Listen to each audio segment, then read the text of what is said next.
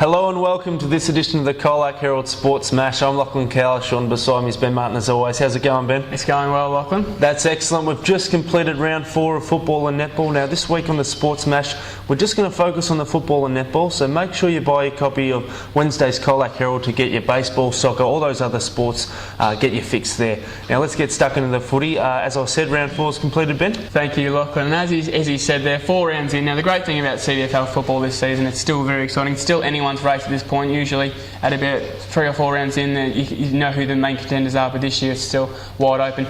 Speaking of contenders there, couple played off for the weekend. Birregurra v Simpson. Everyone knows it was the preliminary final rematch from last year when Birregurra defeated the Tigers, went on to win the premiership flag. This game is at Birregurra Recreation Reserve. And unfortunately, Simpson managed to hit Birregurra just as they're hitting their straps, and the Saints come away with a 12-5, 77 to 8, 12-60 win there. Now the Tigers are still winless, but you know they've got the list there, and they've had a very tough run early, so they'll come good late, I think.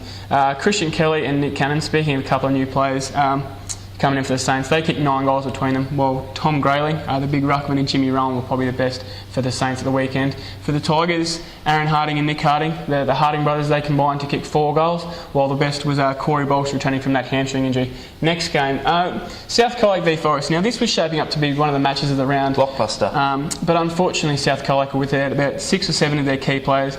I mean, guys like Clay Brewer, Josh Gooden, some very key players there, so that's obviously going to hurt the side. And Forest took full advantage. They ran away with a 17-8, 110 to 8-7, 55 victory there. That's a joint reserve. That's South COLAC's second home loss in a row, which is obviously very disappointing for them. South COLAC had no answers there, so Forest had 10 goal kicks in the end.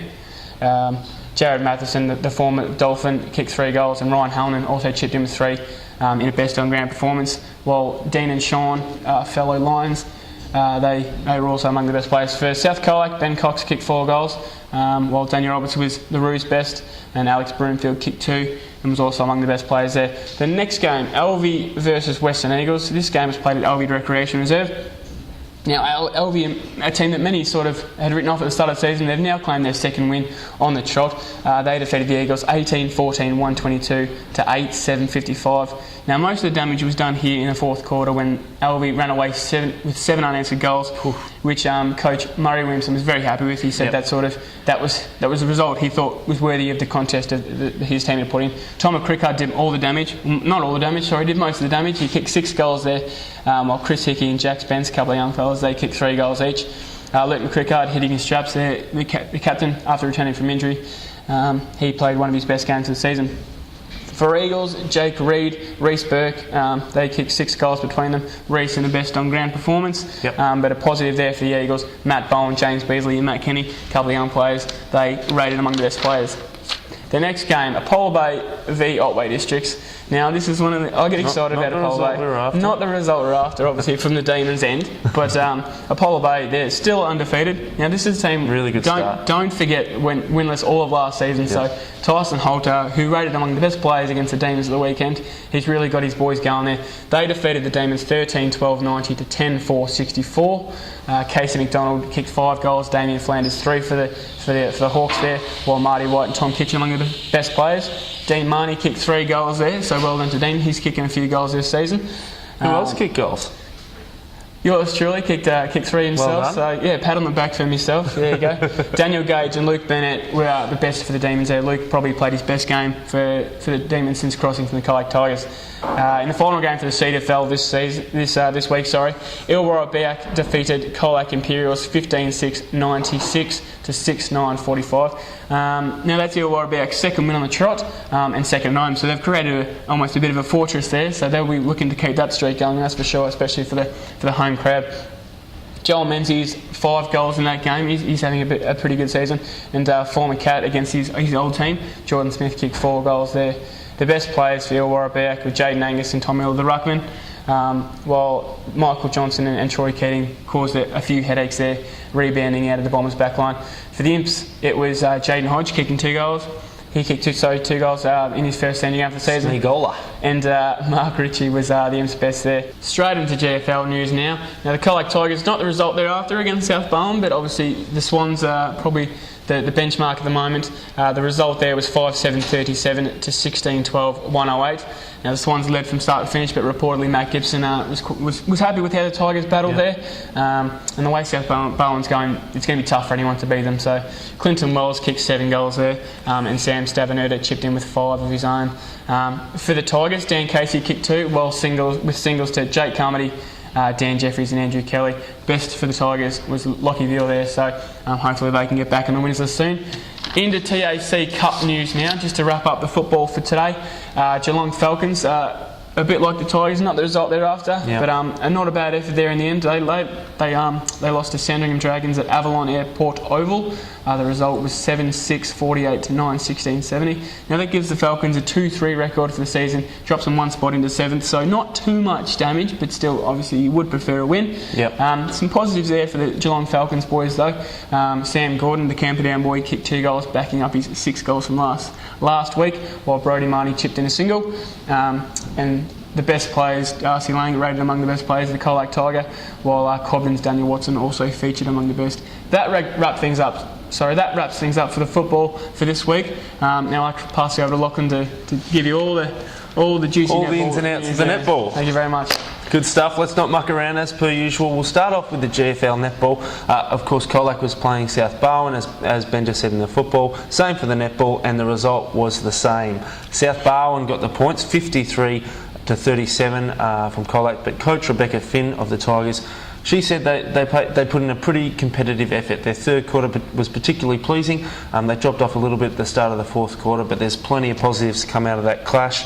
Courtney Coulahan netted 19 goals. Caitlin Hammond came back into form with 18 goals. For South Barwon, Sophie O'Shea, big tall girl, she scored 39 goals. And the best for Colac was Courtney Coulahan, no surprises there.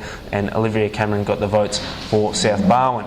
In Colac District Netball news now, we had a big game. It was a big grudge match. Illawarra Biak took on Colac Imperials. Now that was a Colac Imperials without Rebecca Scott, but it didn't matter. They got the points there. So the Imps beat Illawarra Biak 39 to 31, and in the process they ended an 81 game winning streak that the Bombers were on, and that included the last 5 premierships. So bit of work to do here for the Bombers. They got a new lineup. Some of the goal scorers were Megan Kerr for the Imps with 20, Candy Robbins with 19, Casey Johnson top scored for the Bombers with 21. Best for the Colac Imperials was Emma Salmon in defence. She slotted in well there, and Chelsea Hillman, no surprises, Illawarra Biak's best player. Apollo Bay versus Otway Districts now. This was a game that was meant to be pretty even, and it actually turned out that way. Apollo Bay got the points 29 to 27. Otway District's coach Eva Vickers having a few sleepless nights thinking about these losses, but there's a lot for her side to work on. There's a lot of positives to come out of the match, except they need to work on maintaining a bit more possession. Apollo Bay, on the other hand, they had some old players come back to help them out, which certainly helped them to victory in the end. The goal scorers were Lauren Nichols with 17 and Annie Legault with 12 for Apollo Bay. Olivia Patch netted 11 for the Otway District side.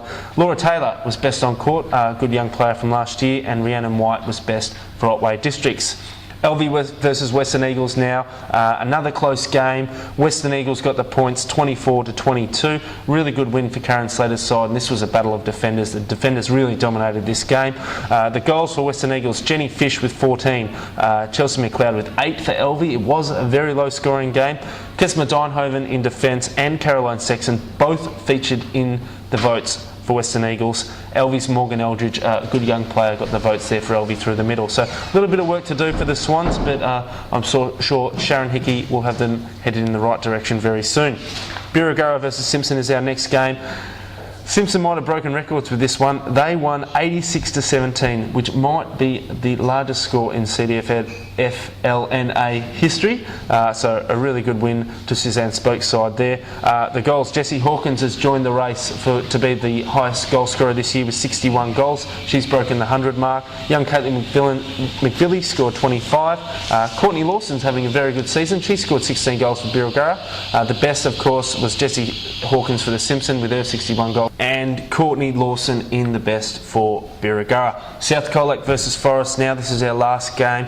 South Colac got the points 58 to 30. A very good win against Forest, but Forest showed a lot of fight in the first half, just unfortunately faded a bit in the second half, and their coach Stephanie Ryan said they probably need to work on putting 4 quarters together. They can do it for a half, but just need to do it for the whole game, and they can really match these top sides. For South Colac, Sarah Barker scored 36 goals, Janelle Monaghan 12 goals, Tegan McNamara 10 goals, so really mixing it around there with the attackers. For Forest, Ashley Williamson netted 23 goals, while in the best for South Colac was Janelle Monaghan, and Forest, Jessie Kerr, Imogen Vines and Ashley Williamson completed the votes there.